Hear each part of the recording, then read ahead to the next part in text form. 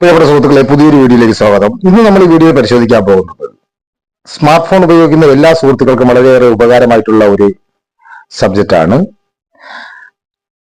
നമുക്കറിയാം, നമ്മൾ പല ആപ്ലിക്കേഷനും പല സൈറ്റുകളും സന്ദർശിക്കുന്ന സമയത്ത് നമ്മുടെ മെയിൽ ഐ ഡി നമ്മൾ അവിടെ ലോഗിൻ ചെയ്യാറുണ്ട്. അത് ചിലപ്പോൾ ഫേക്ക് ആയിട്ടുള്ള സൈറ്റ് ആയിരിക്കും, ചിലപ്പോൾ പ്രശ്നങ്ങളുള്ള സൈറ്റ് ആയിരിക്കും. ഇതെല്ലാം നമ്മൾ ഒരിക്കലും റിമൂവ് ചെയ്ത് മാറ്റുകയില്ല. കാര്യം വേറൊന്നുമല്ല, നമ്മൾക്ക് അറിയില്ല, നമുക്ക് ഏത് സൈറ്റിലാണ് എന്താണെന്നുള്ളത് നമ്മൾ പിന്നെ നോക്കാറില്ല. നമ്മുടെ മെയിൽ ഐ ഡി എവിടെയെല്ലാം ലോഗിൻ ചെയ്ത് വെച്ചിട്ടുണ്ട് എന്ന് നമുക്ക് എങ്ങനെ നോക്കാം എന്നാണ് ഈ വീഡിയോയിൽ പരിശോധിക്കാൻ പോകുന്നത്. എപ്പോഴും പറയുമ്പോലെ, നിങ്ങൾ യൂട്യൂബിലാണ് ഈ വീഡിയോ കാണുന്നുണ്ടെങ്കിൽ ഈ ചാനൽ സബ്സ്ക്രൈബ് ചെയ്ത് കൊടുക്കുക. ഇനി നിങ്ങൾ ഫേസ്ബുക്കിലാണ് വീഡിയോ കാണുന്നുണ്ടെങ്കിൽ ഈ പേജ് ഒന്ന് ഫോളോ ചെയ്യുക. നിങ്ങളുടെ കൂട്ടുകാർക്ക് ഈ അറിവ് ഷെയർ ചെയ്ത് കൊടുക്കുക. അതിന് നമ്മൾ മറ്റൊരിടത്തും പോകേണ്ട ആവശ്യമില്ല. നമ്മുടെ സെറ്റിംഗ്സിൽ തന്നെ അതിന്റെ ഓപ്ഷൻ ഉണ്ട് കേട്ടോ. നമ്മൾ അതിനുവേണ്ടി സെറ്റിംഗ്സ് ഓപ്പൺ ചെയ്യുക. ഇവിടെ സ്ക്രോൾ ചെയ്ത് താഴേക്ക് വന്ന സമയത്ത് ഗൂഗിൾ എന്ന് പറയുന്ന ഒരു ഓപ്ഷൻ കാണാൻ സാധിക്കും.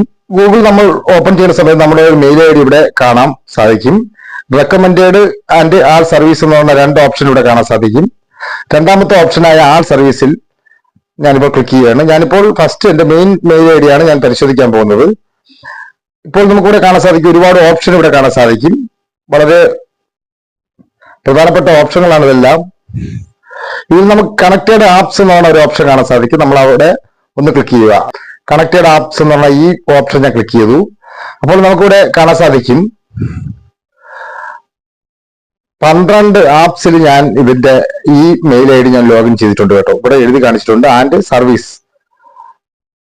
12 ആപ്സിലും ബാക്കിയുള്ള സർവീസ് നമ്മുടെ സൈറ്റുകളിലും എല്ലാം നമ്മൾ ഇവിടെ ഈ മെയിൽ ഐ ഡി ഞാൻ ലോഗിൻ ചെയ്ത് വെച്ചിട്ടുണ്ട് എന്നുള്ളതാണ്. നമുക്കിത് ആവശ്യമുള്ളതും ആവശ്യമില്ലാത്തതും കാണാം. ആവശ്യമില്ലാത്ത സൈറ്റിൽ കയറിയതിനു ശേഷം നമ്മളിങ്ങനെ ക്ലിക്ക് ചെയ്യുമ്പോഴത്തേക്ക് നമുക്കിവിടെ ഫസ്റ്റ് തന്നെ ഒരു ഇൻഫർമേഷൻ അവർ കൊടുത്തിട്ടുണ്ട്. ഗൂഗിൾ വഴി നമുക്കിത് സ്റ്റോപ്പ് ചെയ്യാവുന്നതാണ്. ഇത് നമ്മൾ നോക്കേണ്ട കാര്യമില്ല. നമ്മളിത് താഴെ ഡിലീറ്റ് കണക്ഷൻസ് യു ഹാവ് വിത്ത് എന്ന് പറഞ്ഞ് ആ വെബ്സൈറ്റിന്റെ പേരും ആയിട്ട് കൊടുത്തിട്ടുണ്ട്. അത് നമ്മളൊന്ന് ക്ലിക്ക് ചെയ്യുക.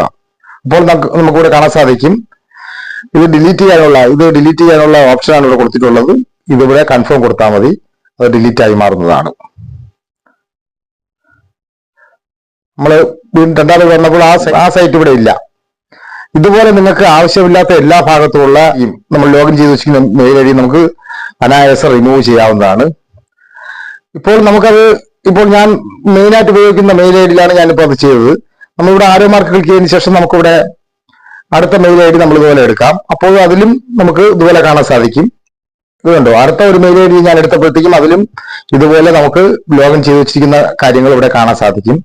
ഇതുപോലെ നമ്മൾ ഏതെല്ലാം മെയിൽ ഐ ഡി ഉണ്ടോ അതെല്ലാം നമ്മൾ ഫേക്ക് ആയിട്ടുള്ള മെയിൽ ഐ ഡികൾ ക്രിയേറ്റ് ചെയ്ത് വെച്ചിട്ടുണ്ടെന്നുണ്ടെങ്കിൽ അത് ഏതെല്ലാമാണോ അതെല്ലാം നമുക്ക് ഇതുപോലെ ഇവിടെ വെച്ച് തന്നെ നമുക്കിത് റിമൂവ് ചെയ്യാവുന്ന ഒരു ഇവിടെ ഡിലീറ്റ് വന്നിട്ടുണ്ട് കേട്ടോ.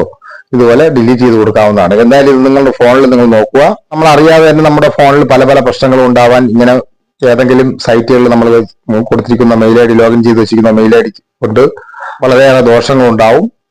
നിങ്ങളത് നോക്കി വെക്കുക. എന്തായാലും മറ്റൊരു വീഡിയോയുമായി എത്തുന്നവരെ ഗുഡ് ബൈ. MK ചോയ്.